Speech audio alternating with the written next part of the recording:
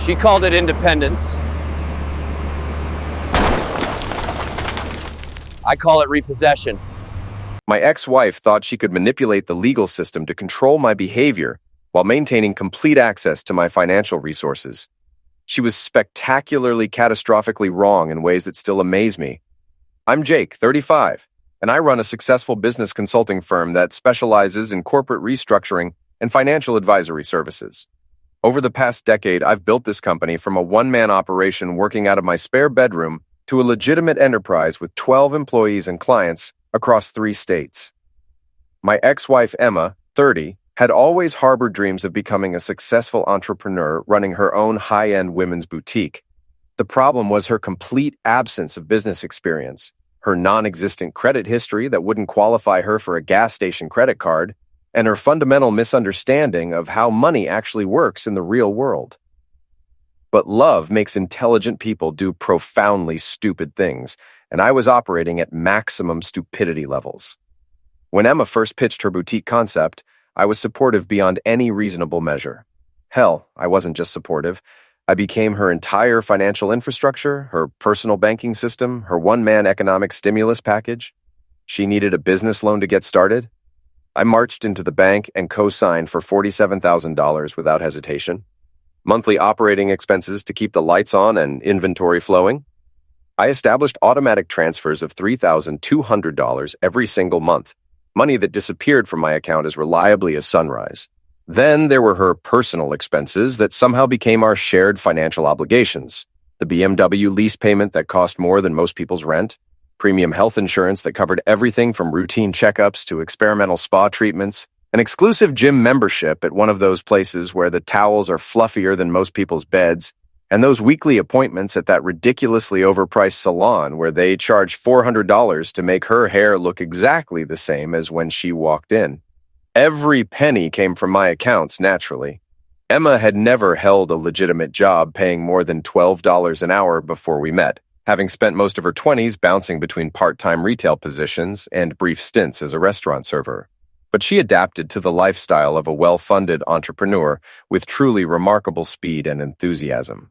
Designer handbags transitioned from occasional splurges to monthly necessities for maintaining her professional image. Spa days became essential stress management tools for the overwhelming pressures of running a boutique that served maybe 15 customers on a busy day. Those business dinners at 5-star restaurants were crucial networking opportunities, even though she never seemed to network with anyone who actually purchased anything from her store or referred paying customers. For 3 blissful, financially hemorrhaging years, I played the role of supportive husband while Emma played dress-up as a successful businesswoman. Her boutique, Emma's Corner, was her baby, her passion project, her creative outlet, her path to financial independence. It was also a money-consuming black hole that devoured cash faster than a gambling obsession in Vegas. But I didn't complain because marriage meant supporting your partner's dreams, right? Even when those dreams required monthly blood transfusions from your checking account that could have funded a small country's infrastructure development. The boutique itself was a testament to Emma's expensive taste and complete disconnection from business reality. She'd insisted on prime real estate in the trendy shopping district, which came with rent that could have covered my mortgage payment twice over.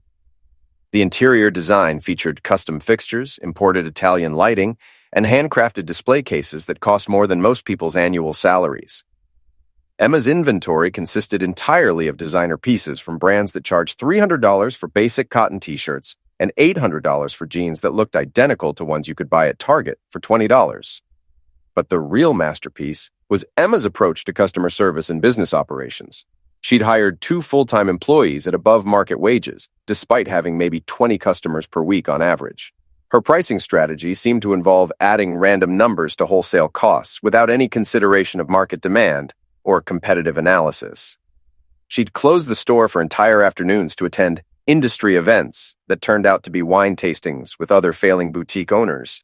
And somehow, despite all this professional dedication, the store never quite managed to turn a profit. The first crack in our domestic paradise appeared about 8 months ago when Emma's ex-boyfriend Marcus decided it was the perfect time to reconnect with his former flame. Marcus, the tall, dark, professionally charming photographer who had suddenly become a recently divorced man in desperate need of emotional support and guidance through his complicated separation. Their initial text conversations started innocently enough, old friends catching up after years apart, sharing memories of better times, offering supportive words during difficult life transitions. But then Marcus began requiring Emma's undivided attention for increasingly frequent coffee meetings to discuss his complicated feelings about his divorce proceedings. Emma's social calendar, which had previously centered around our weekend plans and her boutique responsibilities, suddenly became jam-packed with urgent Marcus-related obligations that couldn't be postponed or rescheduled.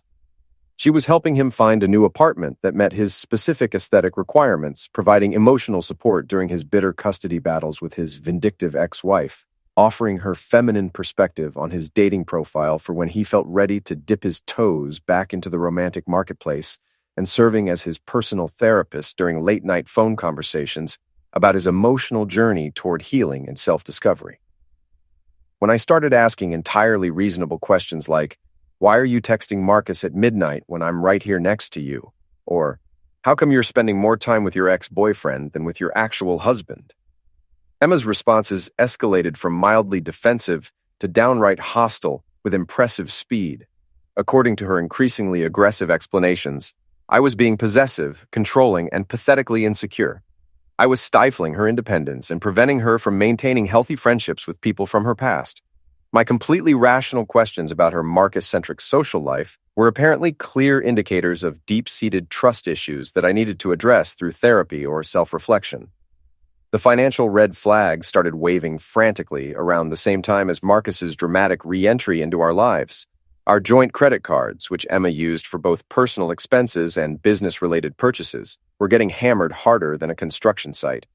When I reviewed the monthly statements, I discovered charges for expensive dinners at romantic restaurants I'd never set foot in, purchases at high-end men's stores for items that certainly weren't finding their way into my closet, hotel room service bills from the boutique hotel where Marcus was temporarily staying while apartment hunting, and spa treatments for 2 at exclusive couples retreats that Emma claimed were essential for her stress management during this difficult period of supporting a friend in crisis. When I asked Emma about these mysterious expenses that seemed to correlate perfectly with Marcus's presence in her life, she explained with growing irritation that supporting friends during difficult times sometimes required financial sacrifices. And wasn't I always telling her to be generous and caring toward people who were struggling? Besides, these were business expenses related to networking and relationship building in the fashion industry, and if I understood anything about entrepreneurship, I'd realize that success required investment in professional relationships. Last Thursday started like any other ordinary day in what I thought was my stable, predictable life. I was settled in my corner office, pretending to care about quarterly projections and market analysis reports while actually planning my weekend golf game with my business partner, when my receptionist Sarah's voice came through the intercom sounding like she'd just witnessed a violent crime in the parking lot. "Jake, there's someone here for you," she squeaked, and I could literally hear her hands trembling through the speaker system. In 3 years of working for me, Sarah had handled angry clients threatening to sue us into oblivion, hostile takeover negotiations that involved actual shouting matches, and that memorable incident when my former business partner showed up drunk at 9 a.m. demanding his share of a company he'd abandoned 6 months earlier. But this situation had her completely spooked in a way I'd never witnessed before. I figured it was probably another client having a dramatic meltdown about contract terms or payment schedules. Maybe the Henderson account finally growing a backbone and deciding to negotiate instead of signing whatever I put in front of them, so I strolled down to the lobby with the confidence of a man who had absolutely no clue his entire world was about to get flipped upside down like a pancake at Sunday brunch. I was even humming some obnoxious 80s song that had been stuck in my head since my morning commute, completely oblivious to the legal catastrophe waiting for me downstairs. The guy waiting for me looked like Central Casting's idea of a process server. Cheap suit that had seen better days, nervous energy radiating off him like heat waves, and the kind of mustache that screamed, "I peaked in community college." He was shifting his weight from foot to foot like he needed to use the bathroom, clutching a manila envelope like it contained nuclear launch codes. "Jake Blackwell?" he asked, though my name was literally etched in glass on the door behind him. "That's me," I said, extending my hand for what I assumed would be normal human interaction. Instead of shaking my hand, this joker shoved the envelope into my chest like he was trying to jumpstart my heart. "You've been served," he announced with all the dramatic flair of a dinner theater actor, then practically sprinted out of there like his pants were on fire. I stood there for a solid 10 seconds, holding this envelope and feeling like I'd just been pranked by the universe. Sarah was staring at me from behind her desk with the kind of wide-eyed expression usually reserved for natural disasters and celebrity meltdowns. A couple of clients in the waiting area were pretending not to watch while absolutely watching every second of this train wreck.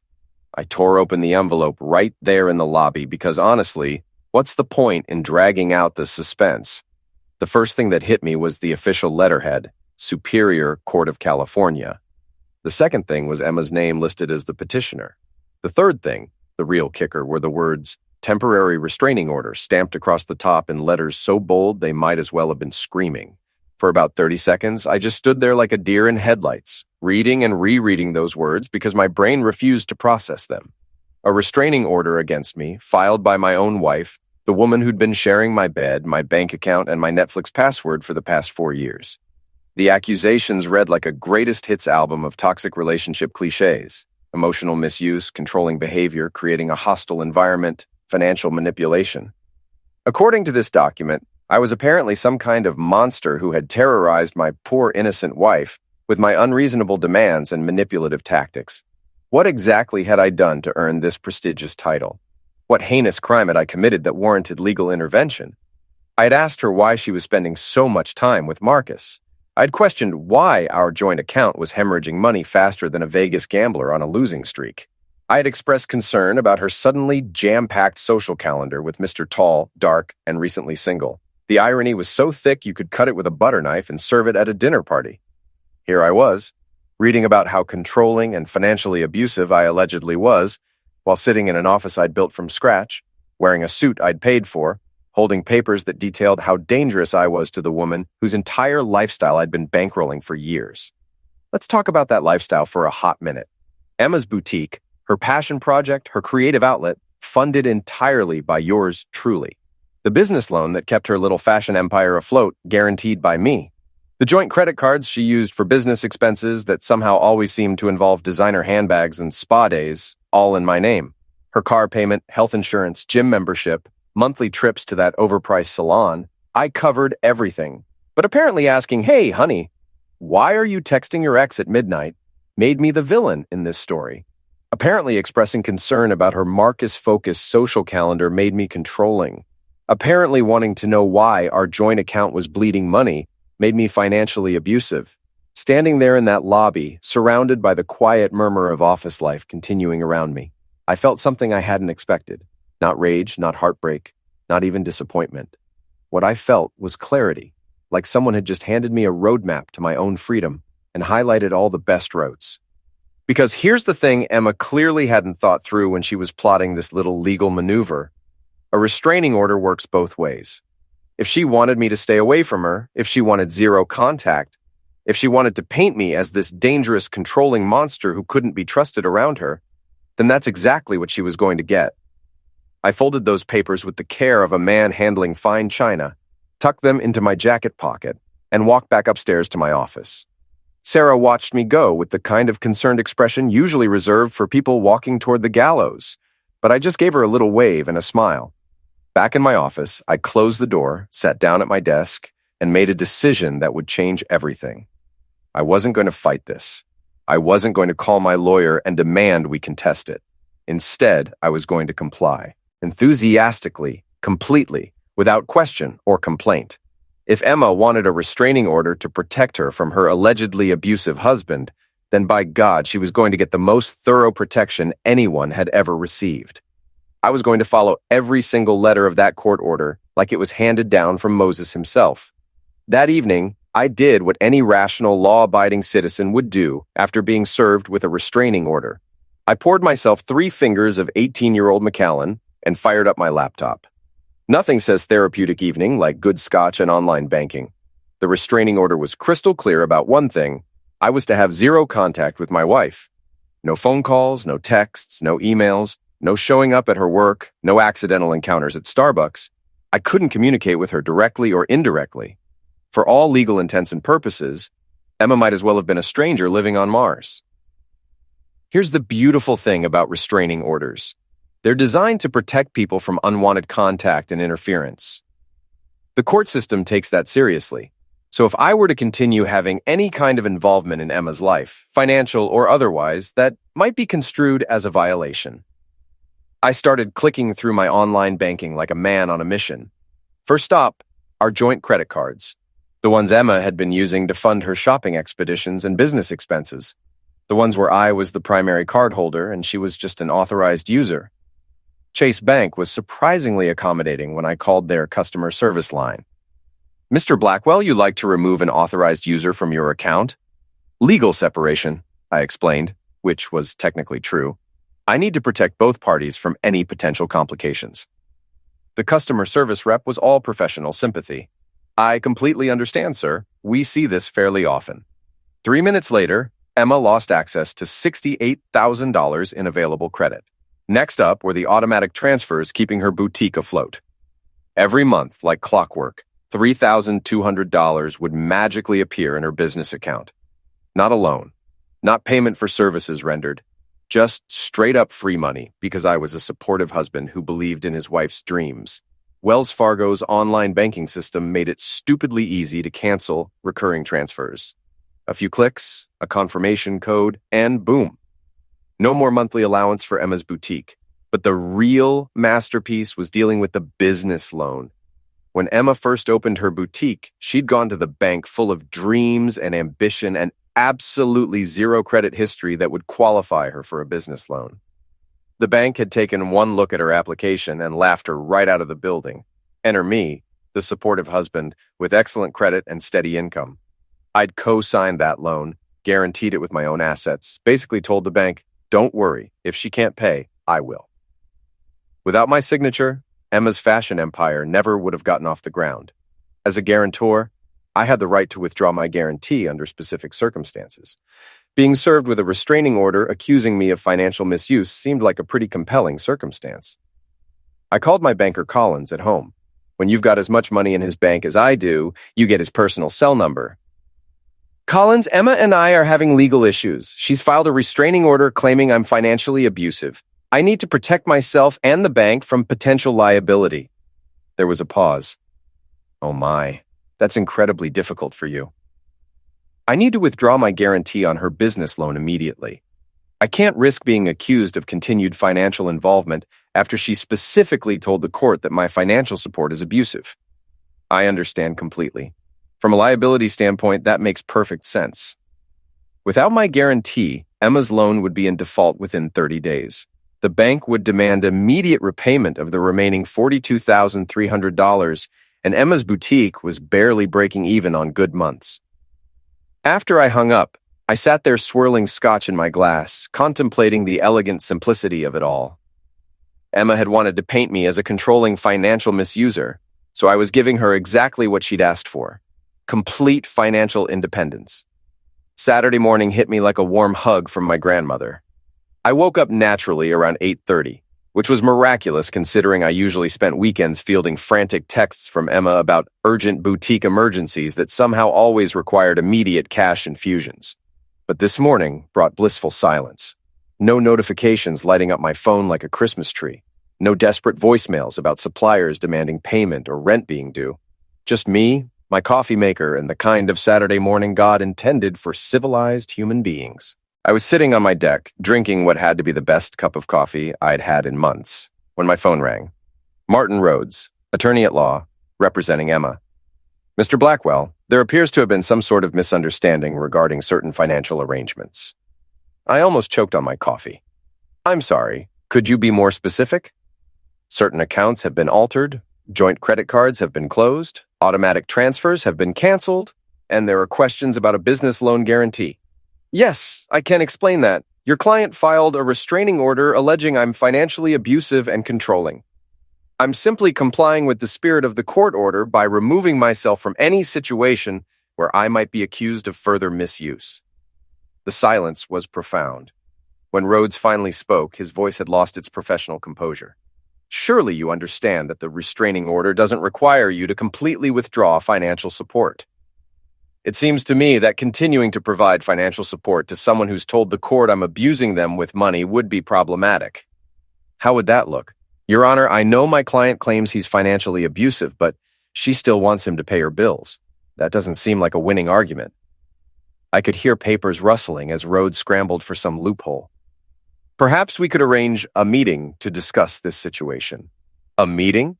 Mr. Rhodes, your client has a restraining order against me.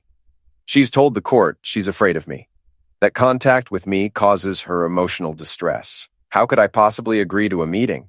That would be incredibly irresponsible. The desperation in his voice was getting harder to hide. Surely there must be some way to address the immediate financial concerns.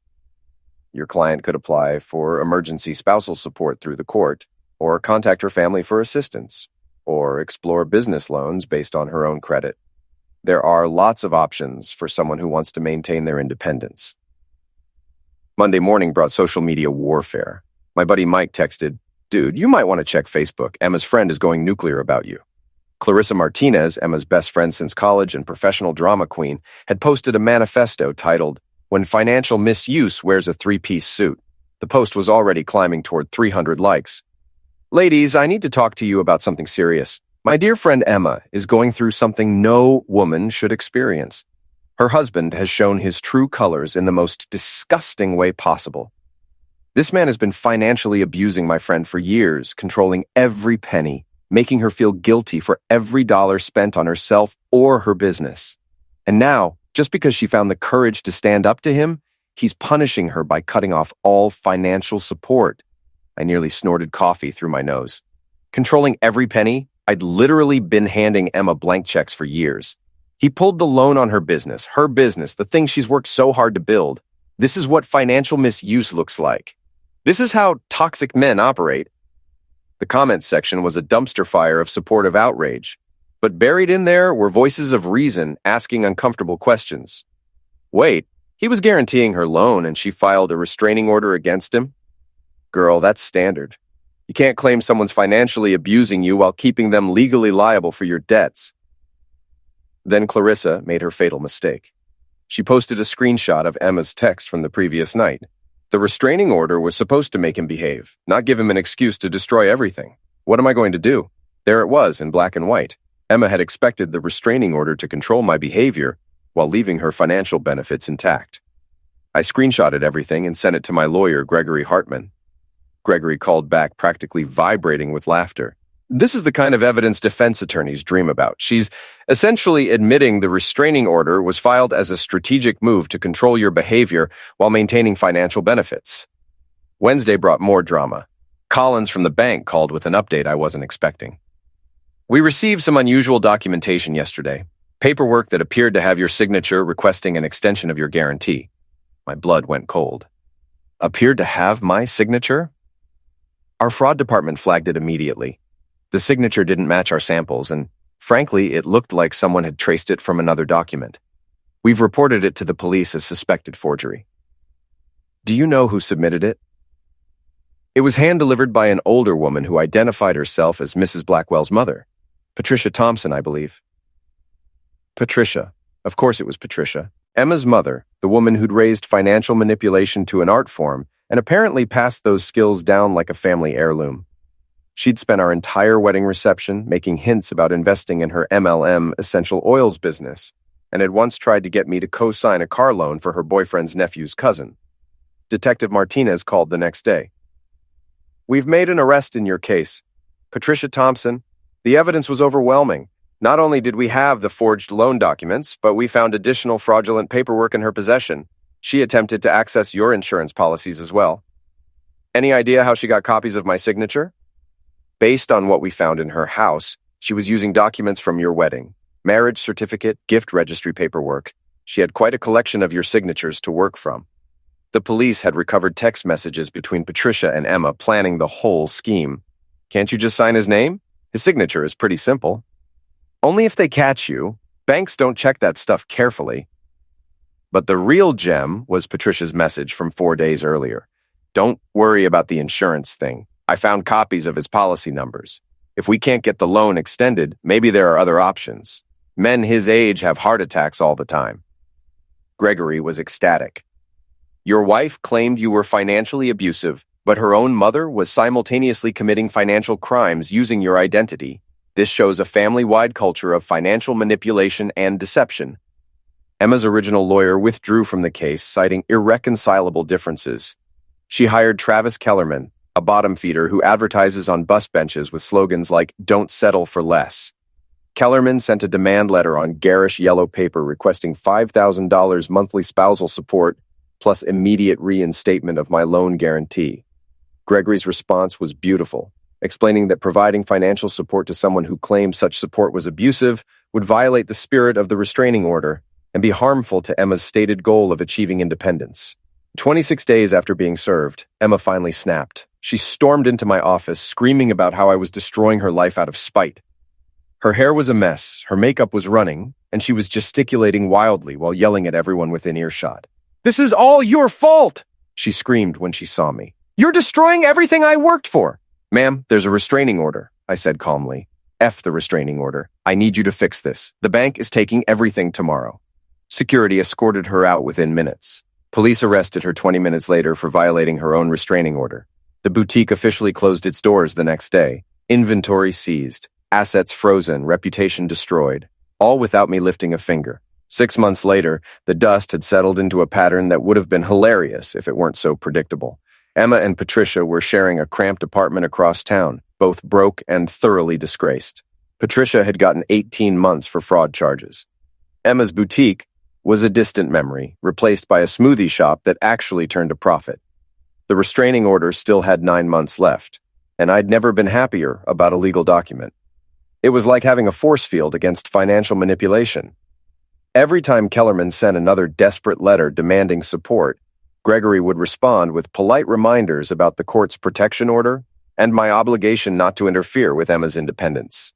That $3,200 monthly hemorrhage had been redirected into investments, retirement savings, and small personal luxuries that actually brought me joy. I'd taken up cooking classes, bought a ridiculous espresso machine, and started weekend hiking trips that cleared my head and reminded me what peace felt like. The restraining order meant to chain me had become the key to my freedom. Emma thought she was cornering me with legal threats, but she'd handed me the cleanest break imaginable. No fights, no guilt, no messy negotiations, just instant liberation wrapped in official court documents. Sometimes the trash really does take itself out. And sometimes the best revenge is just letting people destroy themselves while you build something better.